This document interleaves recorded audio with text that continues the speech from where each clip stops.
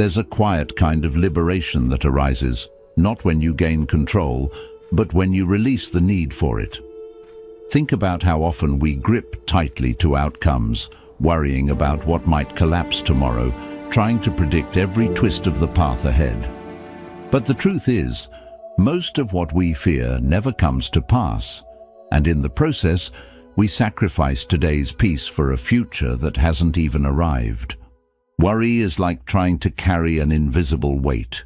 It exhausts you without ever moving you forward. It traps you in imagined futures and pulls your attention away from the strength, calm and clarity you already hold inside. But something shifts when you choose to let go, when you stop resisting the flow of life and begin to move with it instead. You create space, and in that space, life begins to meet you with unexpected grace, not because you forced it, but because you stopped standing in its way. In this video, we'll explore 7 timeless lessons from Buddhist philosophy, teachings that gently guide us away from the chaos of overthinking and back into the stillness of the present moment. These aren't quick fixes or empty mantras. They are truths that, when practiced, can help you step out of fear and into a deeper sense of freedom that's always been waiting within you. Lesson 1. Fear is a seed, and what you plant, you nourish. In Buddhist philosophy, your mind isn't just a passive observer of life. It's the soil from which your entire reality grows. Every thought you water becomes a root, and fear, if left unchecked, doesn't just sit quietly in the background. It multiplies, it wraps itself around your decisions, colors your relationships, and clouds your sense of self. Fear isn't just a feeling. It's a filter, a distorted lens that makes the world look more hostile, more uncertain than it actually is. The danger?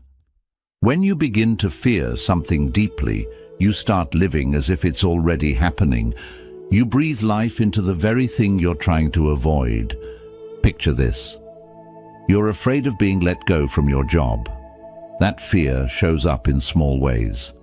Hesitation in your voice, second-guessing your ideas, playing it safe when boldness is needed. And over time, that hesitation sends signals to your team, to your boss, even to yourself, that something's off. Ironically, fear pulls you closer to the very thing you hope to escape. It happens in relationships too. Fear of abandonment makes us cling, overthink, doubt every silence. And that tension, it doesn't build closeness. It creates distance. The relationship begins to crack, not because of what the other person did, but because fear was left to grow unchecked. But here's the truth. Buddhism reminds us of, your mind is fertile ground. It doesn't discriminate. It will grow whatever you plant: fear, anger, doubt or calm, clarity and compassion. You are not a victim of your thoughts. You are the gardener. And gardening doesn't mean pretending everything is fine. It means becoming mindful of what you're watering. When fear shows up, pause, take a breath, ask, is this thought building the life I want, or slowly dismantling it? Fear thrives in the dark. But when you shine awareness on it, when you call it out, it loses its grip. You begin to see it not as a monster, but as a messenger, a chance to return to presence, a moment to re-choose peace. And once you do that, once you stop feeding the fear, you'll notice something remarkable. The world around you begins to shift. People respond differently, opportunities flow more freely, life softens, not because it changed, but because you did. Lesson 2. Real strength isn't in control, it's in surrender. In today's hyper-driven world, we're taught that strength looks like control.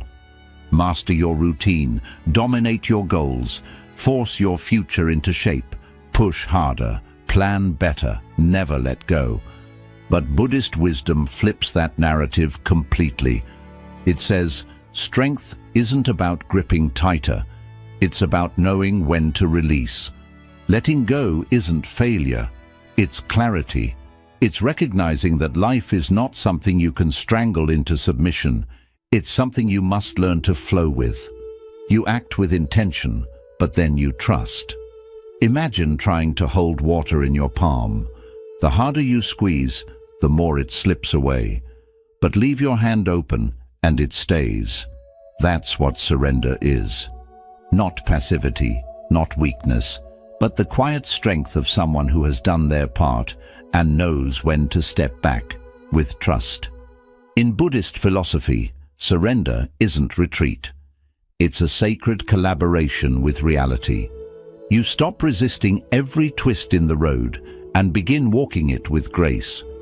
You stop demanding that life obey your timeline and start listening to its deeper rhythm. And here's the miracle. When you stop forcing, your energy returns. The tension lifts, your mind clears. And suddenly the world looks different. The path ahead that seemed blocked, it opens. The people you needed, they show up. The answers that felt out of reach, they find you. Not because you chased them, but because you made space for them to arrive. True surrender is not the end of effort. It's the end of struggle. And in that space of release, you don't lose control. You discover a deeper power, a power rooted not in domination, but in alignment.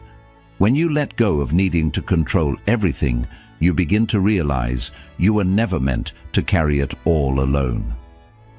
Lesson 3. Anxiety belongs to the future. Peace belongs to now. Buddhist wisdom teaches something quietly revolutionary. Anxiety can't survive in the present moment. It feeds off anticipation, off imagined futures and worst-case scenarios. It thrives in the mental fog of what if and what might go wrong. But here's the thing. None of that is real. It's all a movie your mind is playing in advance, a script that hasn't even begun. So the next time you feel anxious, pause and ask, where is my mind right now? Chances are, it's sprinting ahead, constructing stories, anticipating pain, trying to solve problems that haven't even happened. And while your attention is trapped in that illusion, you miss the only place where life is actually happening. Right here, right now.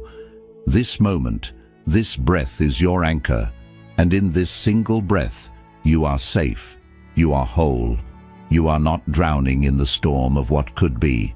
You are resting in the stillness of what is. Buddhism calls this mindfulness, but it's not just a technique. It's a return, a coming home to your body, your breath, your being.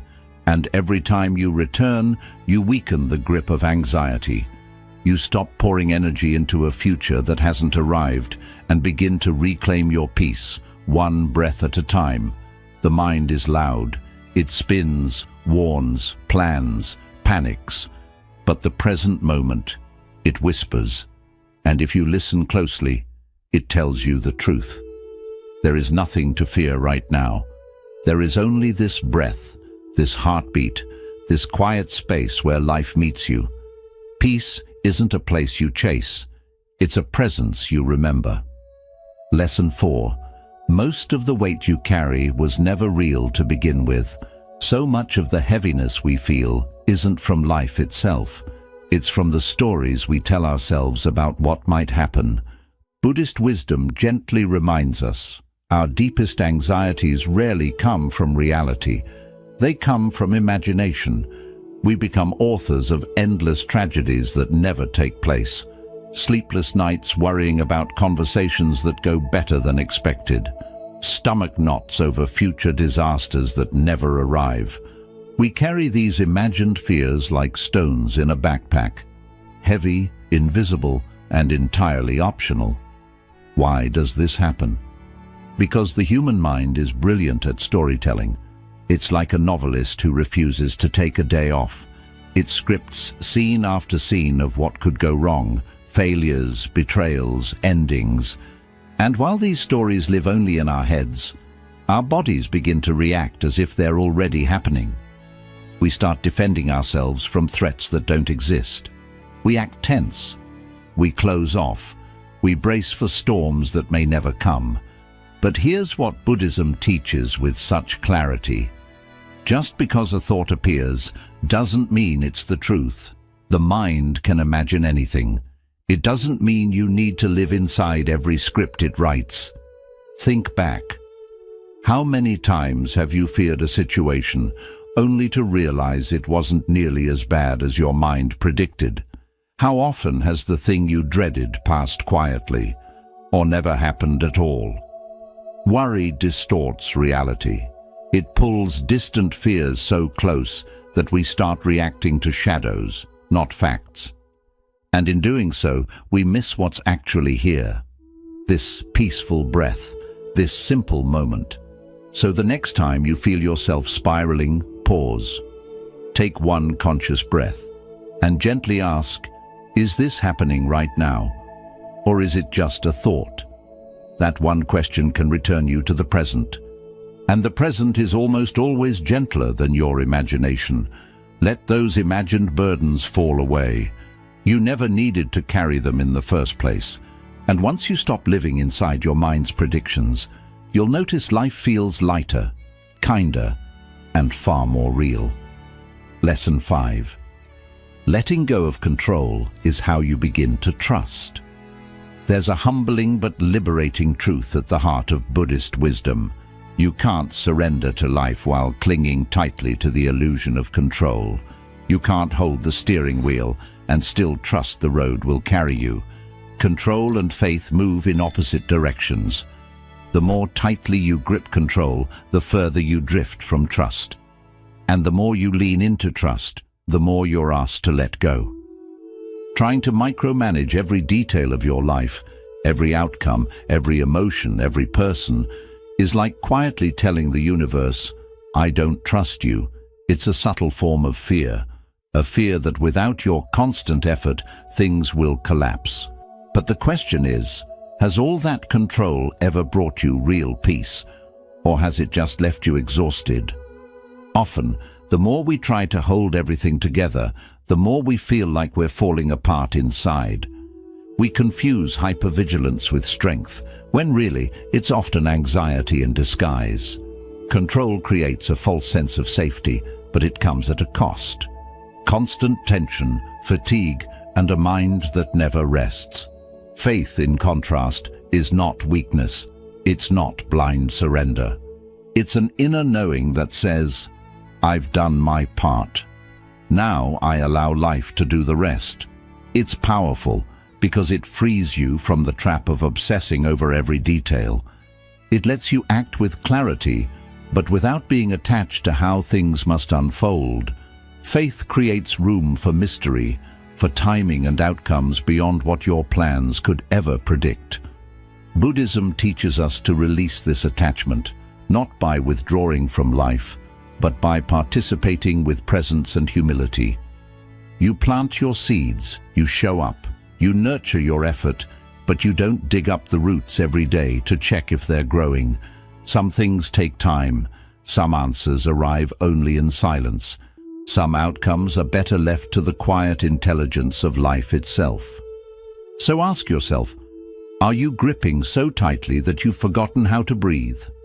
Are you trying so hard to force a future that you've stopped believing in the wisdom of the unfolding? Letting go isn't defeat. It's an act of courage. It's choosing to meet life halfway, doing your part, then stepping back in peace. Because that's where real strength lives, not in control, but in trust.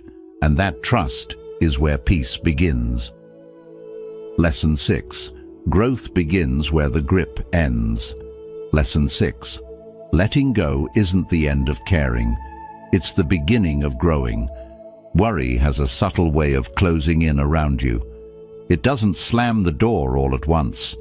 It creeps in slowly. One overly cautious decision here. One moment of overthinking there. Before you realize it, your world has gotten smaller. You start labeling fear as being careful. You shrink your voice to avoid judgment. You dim your dreams so they don't seem too risky. But here's the quiet truth. Worry doesn't protect. It limits. It places invisible fences around your potential and convinces you they're for your own good. It's like walking through life with your shoulders constantly hunched, always expecting something to go wrong, always bracing. And in that tension, you stop growing. You stop reaching. You stop being fully alive. But when you begin to let go, something beautiful happens. You stop trying to control every ripple and start paying attention to what's actually yours. Your breath, your response, your presence, your kindness. You begin to shift from surviving to living, from managing life to dancing with it. Picture yourself standing in a flowing river. Try to trap the water in your hands and it slips away faster. But the moment you stop grasping, when you trust, when you float, the river carries you. That is surrender. That is growth. Letting go doesn't mean giving up. It means choosing freedom over fear. And the more you release the grip on outcomes, on old wounds, on imagined dangers, the more space you create inside yourself. Space for courage, space for joy, space to expand. Letting go is not passive, it's powerful. It's a bold return to the present moment where life is no longer something you embrace for. It becomes something you join in on. Ask yourself honestly, how much of your energy is spent worrying about what might go wrong? And what if that same energy could be redirected into creating something meaningful, into showing up fully in your relationships, into simply trusting the process? When you loosen your grip on how life should unfold and start moving in rhythm with how it actually is, something shifts. You no longer feel like you're carrying the world. You begin to feel carried by it. Letting go isn't weakness. It's the quiet courage to stop playing small, to stop hiding in fear.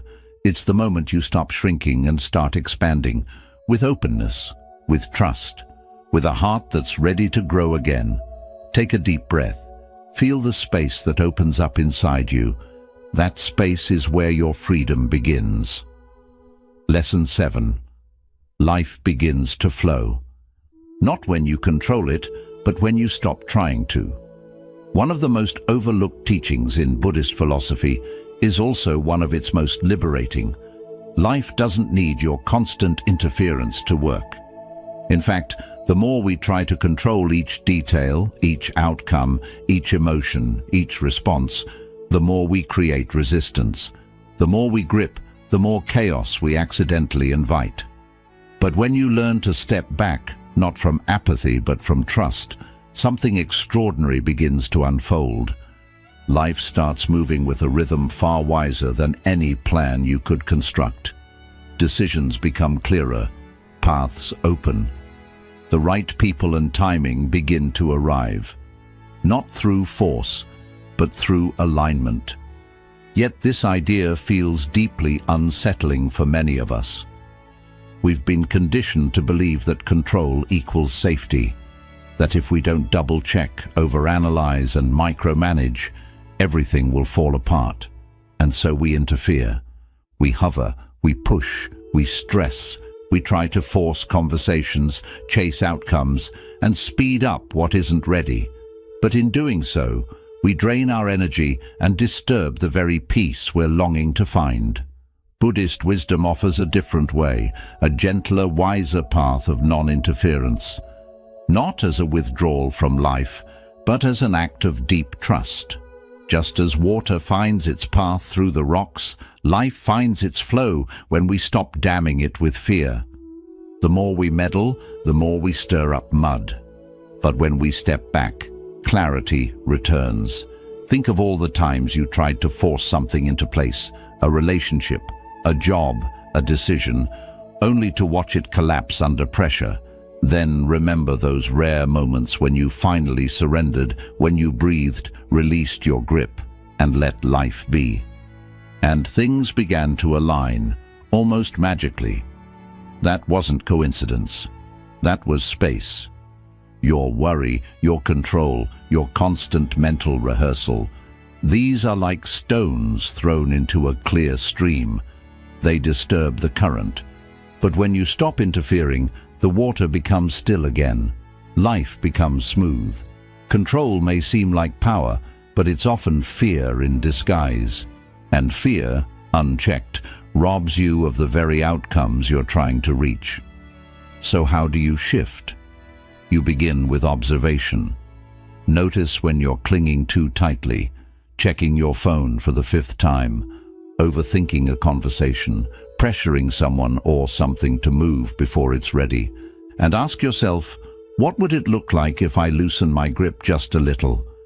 Non-interference isn't laziness, it's maturity.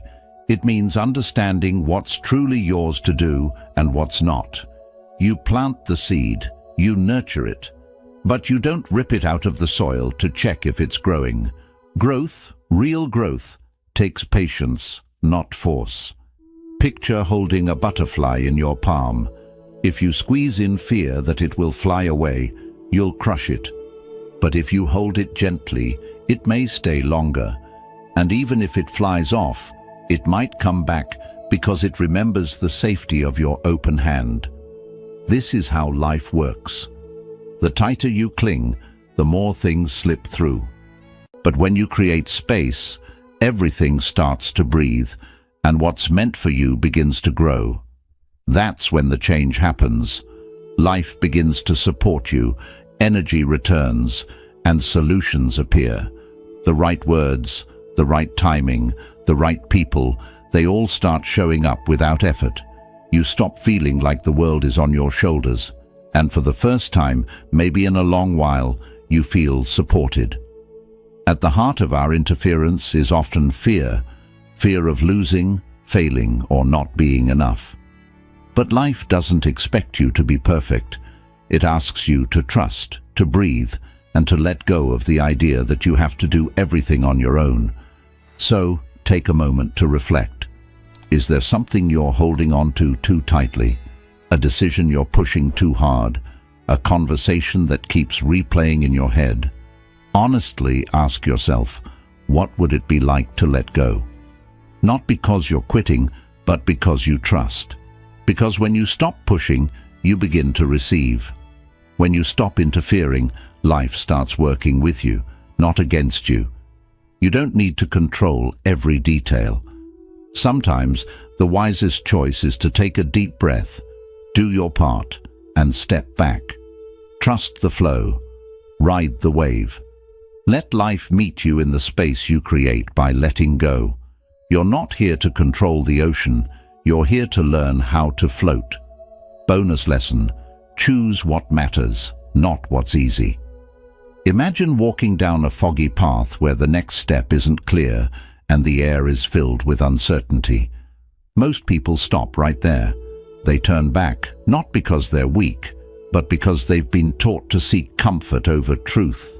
But Buddhism teaches something different. It encourages you to keep moving forward, letting what truly matters guide you, even when the ground feels shaky. This is where many of us struggle. We confuse comfort with peace. But comfort isn't always peace. Sometimes it's just avoidance in disguise. It's choosing to stay where things are familiar, even if they're unfulfilling, because the unknown feels too risky. So we settle. We cling to habits that numb us, relationships that drain us, routines that keep us small, all in the name of safety. But here's the issue. What feels comfortable often keeps you stuck, while what truly matters calls for change. Growth never happens without discomfort. Wisdom doesn't come without asking difficult questions. And peace, the kind that comes from within, only arrives when we start choosing what's important over what's easy. Think of a seed buried in the soil. If it stayed comfortable, it would never break open. But by breaking, it starts to rise. It pushes through the earth, struggles toward the light, and in that struggle becomes what it was always meant to be. That's how the soul grows, not just in calm and stillness, but in the tension between staying safe and choosing to rise. In Buddhist thought, This is the path of right effort, not effort driven by fear or striving, but effort based on intention and clarity. It asks you, what do I value more, immediate relief or long-term alignment with who I truly am? Choosing what matters means showing up for your transformation even when it's uncomfortable. It means sitting with painful emotions instead of running away from them. It means stepping away from distractions and embracing presence. It means having difficult conversations, setting boundaries, walking away from things that don't align with your path. Not because it's easy, but because your peace depends on it. This path won't always feel good. It may not always feel clear, but it will always feel true. So ask yourself now, what in your life feels comfortable but is quietly stealing your peace? What are you holding on to out of habit, fear, or familiarity? And what would it look like to choose differently, not recklessly, but thoughtfully? Choosing what matters often means choosing stillness over speed, silence over noise, integrity over approval, presence over escape. And in those small, quiet choices, we begin to change, not just how we live, but who we become. You are not here to remain small. You are not here to stay safe at the cost of your soul. You are here to wake up, to grow, to unfold, to return to the simplicity of your inner truth. The journey may not be easy, but it will be worth it because in the end, comfort may keep you warm, but it won't set you free. Choosing what matters will. So today, take a breath, honestly look at your life and ask yourself, not what feels good, but what feels right. Then trust that answer, however uncomfortable it may be, because that is the path, that is the practice, and that is where peace begins. Conclusion. So now, the question isn't, what do I need to control? It becomes, what am I finally ready to release? Because true freedom doesn't come from holding on tighter. It comes from the quiet courage to let go, not carelessly, but with clarity, not in weakness, but with trust. If these lessons have resonated with you, take a moment right now to pause, breathe, reflect, and gently let go of something you've been holding that no longer serves you. It might be a fear, a belief, or an old story that's kept you small. You don't need to change everything at once. Just begin with one breath, one decision, one small act of trust. If this message gave you clarity or peace, consider liking this video to support the channel and let the algorithm know it matters. Share it with someone you care about, who may be quietly struggling to let go. And if you want more wisdom rooted in Buddhist philosophy, mindfulness, and inner strength, subscribe to the channel. Each week we'll walk this path together, towards stillness, toward presence, and toward a life lived more lightly. Because when you stop forcing, life begins to move, and when you trust it, it starts to meet you right where you are.